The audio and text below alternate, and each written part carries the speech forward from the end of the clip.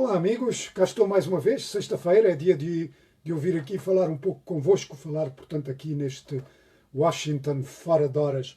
E eu como sempre, às sextas-feiras, não, todos os dias na verdade, mas de qualquer maneira para vos dar uma ideia do que é que está a acontecer aqui na América, eu começo sempre com os jornais do dia. E eu tenho aqui a primeira página do Washington Post. E, portanto, a primeira página do Washington Post tem a cobertura de vários acontecimentos que nós, aliás, vamos também fazer referência no nosso noticiário. Dizem respeito à cidade de Rochester, que é no estado de Nova York, e, portanto, está aqui o título e é com uma foto, portanto, e diz Rochester abalada por vídeo de uma prisão. E o que se passou é um vídeo de uma prisão que foi efetuada em março, mas o vídeo só veio agora a público. Agentes da polícia puseram um capuz sobre um homem que estava a ser preso e o homem morreu asfixiado. Depois, a outra grande notícia aqui é o candidato democrata, Joe Biden, a dizer que portanto, chegou à altura de lidarmos com o racismo. Depois, outra notícia é a morte de um homem que estava a ser preso também pela polícia, que foi morto a tiro ontem à noite na cidade de Portland. Este homem era acusado de ter morto a tiro um apoiante do presidente Donald Trump e quando a polícia foi prender, aparentemente atirou uma arma contra os polícias. Depois, o que é que temos mais? Portanto, isto é a primeira página do Washington Post. Depois temos a secção de metro. A secção metro, portanto, é a secção que cobre a zona metropolitana de Washington, e a grande notícia é vídeo da polícia mostra que um homem abatido a tiro pela polícia tinha uma arma na mão. Foi, portanto, um jovem de 18 anos que foi morto aqui em Washington e aparentemente tinha uma arma na mão, como aliás mostra, portanto, esse vídeo. Depois, o que é que temos mais? Na secção de Style. A secção de Style é uma secção que mostra, portanto, tem notícias sobre os meios de informação, sobre o cinema, sobre a indústria, sobre, enfim, um pouco de tudo, um pouco de fofocas também. A principal notícia aqui, a principal reportagem, é sobre o regresso às escolas, aqui na zona de Washington, e é, portanto, tem uma foto de uma mãe com um filho, e o título é Um Regresso Cauteloso à pré-escola. Portanto, pré-escola são aquelas aulas antes da escola primária. Depois tem aqui como é que eu hei de dizer isto? Uma crítica a um livro que acaba de sair e que se chama Porquê Visitar a América? Mas eu gosto é do título, da crítica ao livro, e que é América é um lugar absurdo, mas cheio de esperança. Ora bem, depois temos a página desportiva basquetebol em foco aqui, portanto, e depois temos a secção de fim de semana, a secção de fim de semana, portanto, com lugares para visitar, teatros, etc. E aqui é sobre, portanto, encontrar parques para se ir passear no fim de semana. De certeza que há aqui, eu ainda não tive a oportunidade de ver, de certeza que há aqui muitos lugares, exatamente, muitos lugares para se visitar, fazer uma visita a pé. O New York Times está aqui, a primeira página do New York Times, que eu fui buscar à internet, e a primeira página do New York Times diz respeito à pobreza, tem esta foto desta criança e diz um verão de insuficiências. Depois a primeira página é também sobre, a grande notícia é também sobre aquela notícia da morte daquele homem sufocado em Portland, e também uma boa notícia, uma grande notícia aqui, é que os Estados Unidos estão a preparar uma ação em tribunal contra a Google, portanto uma ação de monopólio. Com licença. Não sei se o Álvaro está a ver, ele pergunta sempre pelo café, não é café, é chá, mas de qualquer maneira é bom. Portanto, isto é a primeira página do New York Times, que tem aqui uma reportagem também da América Latina que diz décadas de sucesso destruídas na América Latina. E claro está, isso tem a ver com a Covid-19. E agora vamos então às notícias e vamos começar com algo referente à Angola. A Fundação Agostinho Neto condenou num comunicado a referência do nome do primeiro presidente de Angola às investigações envolvendo a alegada lavagem de dinheiro pelo seu genro Carlos São Vicente. Num comunicado assinado pela viúva do antigo presidente, Maria Eugénia Neto, e ainda por Mário Jorge da Silva Neto, Irene da Silva Neto e Leda da Silva Neto, a Fundação diz que, sejam quais foram as circunstâncias do processo judicial em curso em Angola, é absolutamente condenável que, seja como for, diretamente ou por intermédio de terceiros, evoque o nome do presidente Agostinho Neto. Portanto, a Fundação faz notar que o primeiro presidente de Angola faleceu há 41 anos e nada tem a ver com isto. Para os assinantes da declaração, a menção do nome de Agostinho Neto, no caso de Carlos São Vicente, faz parte de, e vamos citar, massacres mediáticos de uma crueldade indizível. Ora bem, o documento nota que Irene Neto casou com Carlos São Vicente 6 anos após a morte de Agostinho Neto e que este não o conheceu e não tem qualquer ligação com a sua vida pessoal e profissional. É um absurdo associar o seu nome a processos judiciais em investigação, diz a família de Agostinho Neto. Entretanto, os advogados de São Vicente, na Suíça, dizem que ele nega todas as acusações, frisando que atuou sempre de acordo com a lei. É de notar que o comunicado, portanto, faz referência a um processo judicial em curso em Angola e que nós sabemos não há qualquer processo judicial em Angola. Há sim um processo judicial na Suíça contra Carlos São Vicente por alegada lavagem de dinheiro. Tudo isto veio a público por parte quando um tribunal da Suíça se recusou a desbloquear contas bancárias de São Vicente com centenas de milhões de dólares, incluindo uma com 900 milhões de dólares. Portanto, o tribunal revelou que São Vicente abriu várias contas em nome de familiares, como filhos, irmãs e sobrinhos, e uma conta em nome da sua mulher, portanto, a filha do antigo presidente Agostinho Neto. As autoridades angolanas, portanto, no tribunal foi revelado que as autoridades financeiras suíças tinham pedido ajuda às autoridades angolanas e não receberam qualquer comunicado. Mais notícias, entretanto, antes de avançar, temos aqui, deixa cá ver, muita gente aqui já em linha, temos o Amâncio Miguel, temos o Mamad Iqbal Daoud, que está em Moçambique, o Meloni Coimbra, João Santa Rita, força, sou um grande fã teu. Muito obrigado, Meloni Coimbra. Temos também o Amar Khan Sedina Touré, estou ligado ao meu programa favorito, a partir de Henriques Daniel António, não entendo. Temos o Léo, bom dia, a partir do meu hotel em Aberdeen, Maryland. O Léo está num hotel? Não sei porquê. Deve estar de férias. Temos o Van Vicente. Olá, boa tarde. Estou ligado da Guiné-Bissau para a Voz da América. Um abraço forte. Muito bem, vamos continuar com as notícias. Agora, a junta militar que tomou o poder no Mali há 2 semanas diz que vai manter conversações com partidos políticos e organizações da sociedade civil este fim de semana.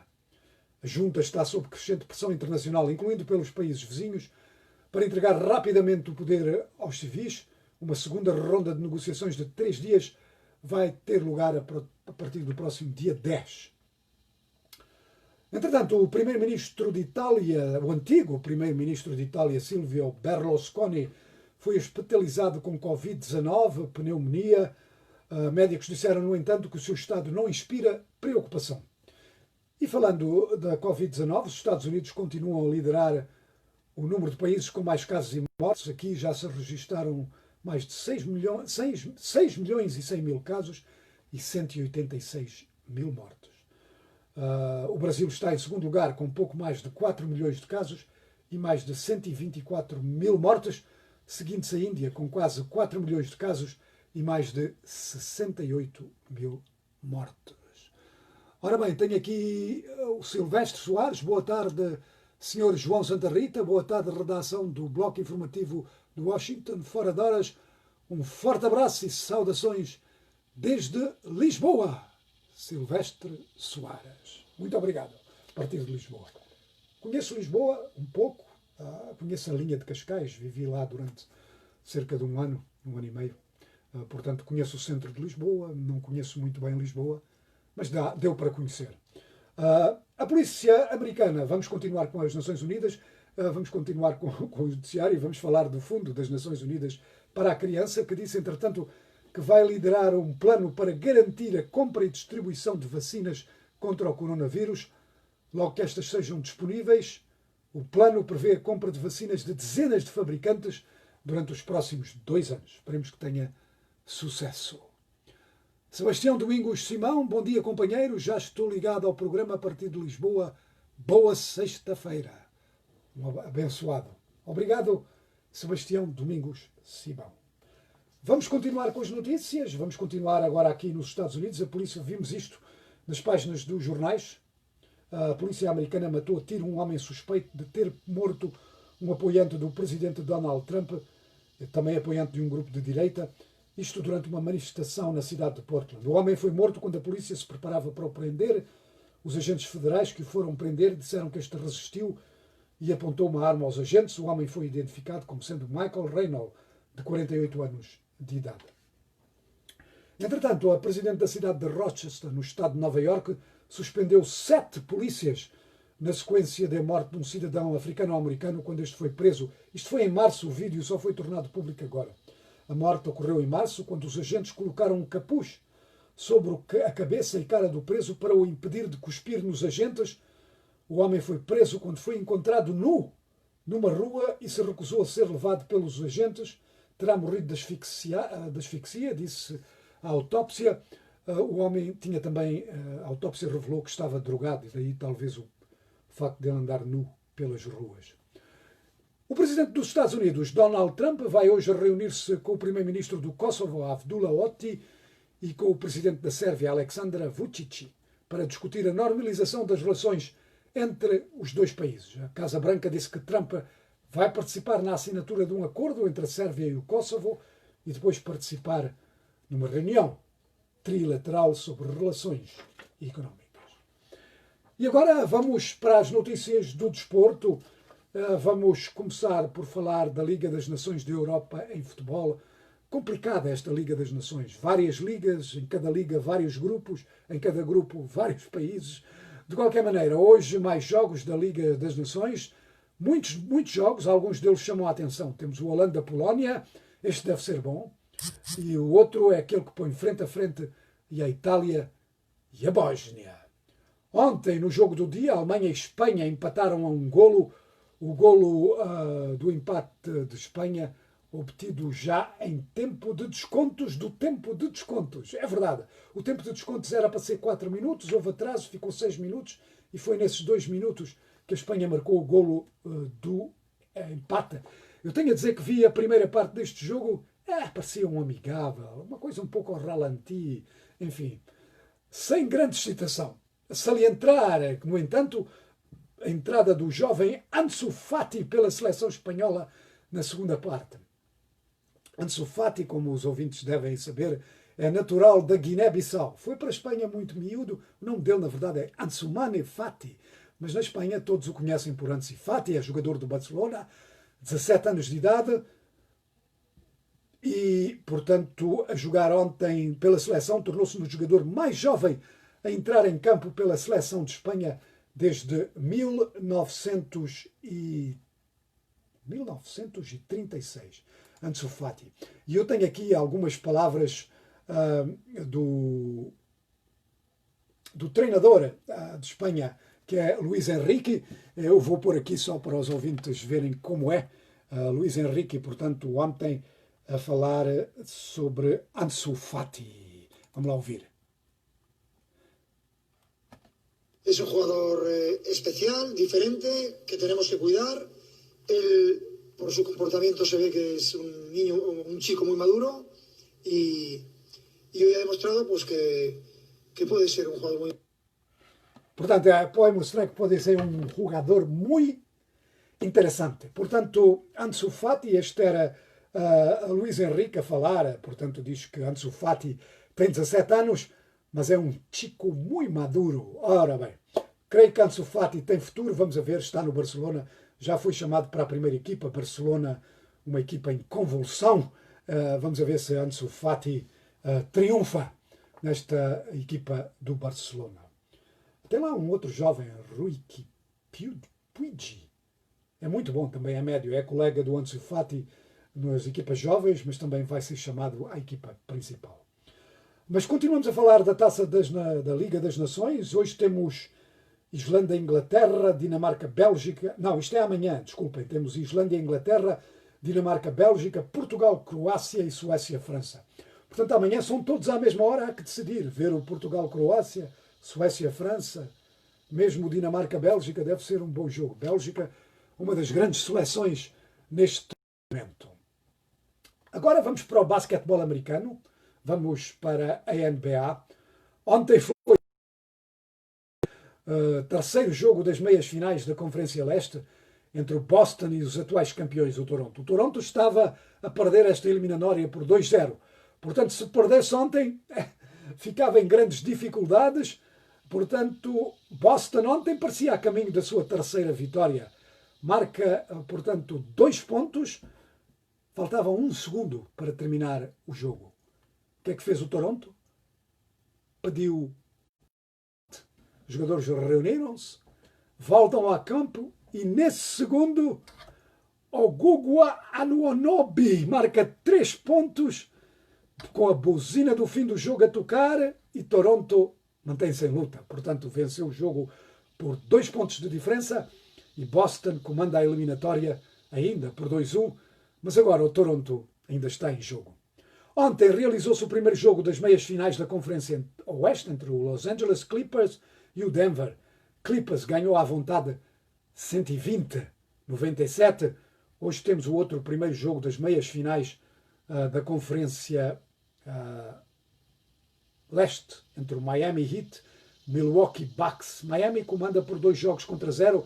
Portanto, o Milwaukee Bucks tem que ganhar hoje, caso contudo fica mal, fica com 3 jogos de desvantagem, é difícil recuperar. Interessante, porque o Milwaukee Bucks, durante a época regular, foram eles que venceram a Conferência Leste, mas agora estão em dificuldades com, portanto, o Miami Heat. Vamos agora para o ténis, campeonato aberto, norte-americana Serena Williams, o austríaco Dominic Thiem e o russo Daniel Medvedev garantiram ontem passagem à terceira ronda do campeonato aberto dos Estados Unidos. Andy Murray, o britânico Andy Murray, esse foi eliminado. Thiem, que é o número 3 do ranking mundial, ontem fez 26 anos e celebrou da melhor forma. Ganhou sobre o indiano Sunit Nagal por 3-0, parciais de 6-3, 6-3, 6-2. O russo Daniil Medvedev foi finalista o ano passado, despachou o australiano, queríamos dizer, Christopher O'Connor, também por 3-0, parciais de 6-3, 6-2, 6-4. O britânico Andy Murray, 33 anos de idade, foi à vida despachado pelo canadiano Félix Auger-Aliassime, de 20 anos de idade. A juventude triunfou. Portanto, venceu por 3-0, parciais de 6-2, 6-3, 6-4. Bye-bye, Andy. Nos femininos, Serena Williams soma e segue. Serena Williams já venceu este título 6 vezes. Ontem despachou a russa Margarita Gasparina. 2-0, parciais de 6-2, 6-4. Ora bem, Serena Williams avança. Ora, eu tenho aqui aquele comunicado, só para os ouvintes verem, eu fiz menção na notícia, o comunicado da Fundação Agostinho Neto, está aqui o comunicado, e quem assinou o comunicado está aqui, os nomes deles. Portanto, isto foi parte das notícias, esse comunicado da Fundação Agostinho Neto, a insurgir-se contra o facto do nome de Agostinho Neto ter sido mencionado quando se mencionou um genro de Agostinho Neto. Bem, vamos ver o que é que se passa aqui nas redes sociais. A Mayra de La Salette mandou-me o que é que está a bater. E ela começa por dizer que hoje é o dia de aniversário da Beyoncé. No Twitter, entretanto, há um renascimento que está a deixar toda a gente em grande excitação e pôr a política de lado. É o regresso de Justin Bieber na pele de DJ Khaled. A pandemia impede as viagens, mas não impede a criatividade. A música popstar do rap DJ Khaled, com o canadiano Drake, tem novo videoclipe, mas sem Khaled. Em vez disso, Drake pediu um favor ao seu conterrâneo Justin Bieber em fazer o papel de Khaled no vídeo. O teaser do vídeo no Twitter, disponível há cerca de 8 horas, já ultrapassou as 220 mil visualizações e o vídeo completo no YouTube tem quase 2 milhões de visualizações. Portanto, Justin Bieber na pele de DJ Khaled, portanto, sensação nas redes sociais. No Facebook, o presidente Donald Trump tem a publicação mais popular. Ele escreveu há algumas horas que está a ser alvo das fake news no que toca aos seus comentários ao senador John McCain e aos soldados da Primeira Guerra Mundial. Isto foi o que Trump escreveu nesta rede social. Eu nunca fui um grande fã de John McCain. Discordei dele em muitas coisas, incluindo guerras sem fim ridículas e a falta sem sucesso que ele teve em lidar com os veteranos. Mas as bandeiras a meia haste e o funeral de primeira classe que lhe foi prestado pelo nosso país teve de ser aprovado por mim, como presidente, e filo sem hesitação na reclamação. Muito pelo contrário, achei que era bem merecido. Até enviei o Força Aérea 1, Air Force One, para trazer o seu corpo com caixão do Arizona para Washington. Foi uma honra fazer isso. Além disso, nunca chamei John de perdedor e juro, por quem quer que seja, que me peçam para jurar, que nunca chamei os nossos grandes soldados caídos de outra coisa senão heróis. Esta é uma notícia falsa, mais inventada, dada por folhas nojentas e invejosas, numa tentativa vergonhosa de influenciar as eleições de 2020. A filha de John McCain, Meghan McCain, escreveu no Twitter que o presidente Trump tinha sido vil para a sua família. Enfim, guerra no Twitter entre o presidente Trump e a família de John McCain. Instagram. No Instagram, entre as 3 posts mais populares, está uma publicação do Futebol Clube Barcelona a dar as boas-vindas a Philippe Coutinho com uma foto do jogador durante um treino. Coutinho, recorde-se, foi do Liverpool para o Barcelona, não durou muito, foi dispensado, foi emprestado ao Bayern de Munique, onde tem entrado como suplente. Agora está de volta. Vamos a ver se fica ou não. Google. No motor de pesquisa Google, o desporto também está trending. Mais de 500 mil de pesquisas nas primeiras horas da manhã desta sexta-feira. Portanto, são em torno do jogo entre o Toronto e o Boston, nas semifinais da NBA. Portanto, como eu já disse no noticiário desportivo, no terceiro encontro entre as duas equipas, o Toronto Raptors ganhou por um triz, mas o suficiente, portanto, para continuar em jogo, mas continua atrasado em relação ao Boston, 2 jogos contra 1. Portanto, o jogo ficou 104-103. Kemba Walker e Daniel Theis resolveram o jogo. No nosso website, voaportugues.com, os artigos que estão a chamar a atenção dos internautas são: dívidas ocultas, a Credit Suisse admite a rolar Niusi e juristas dizem que Moçambique pode ser forçado a retirar o caso em Londres. A UNITA impõe condição para o regresso de Abel Chivucovuco. E temos que deixar aqui, não podemos deixar aqui de referir o Angola Fala Só esta tarde. Portanto, já foi gravado devido à pandemia do coronavírus. Foi gravado ontem, mas tivemos muitas perguntas pelas redes sociais. E esta semana o Angola Fala Só foi com o jornalista de investigação Rafael Marques, em análise 3 anos de governação de João Lourenço. Falámos sobre muitas questões. As perguntas dos ouvintes versaram os 3 anos, o combate à corrupção, o próprio Rafael Marques. Portanto, não se esqueça de ouvir o nosso Angola Fala Só. E eu quero recordar aos ouvintes, portanto, que devido à pandemia do coronavírus, o Angola Fala Só é feito ao vivo, mas, portanto, sempre com muitas perguntas dos ouvintes. Quando os ouvintes virem quem é o nosso convidado, geralmente à terça-feira, podem enviar perguntas para o nosso WhatsApp, para as nossas redes sociais, e depois nós fazemos as perguntas ao convidado.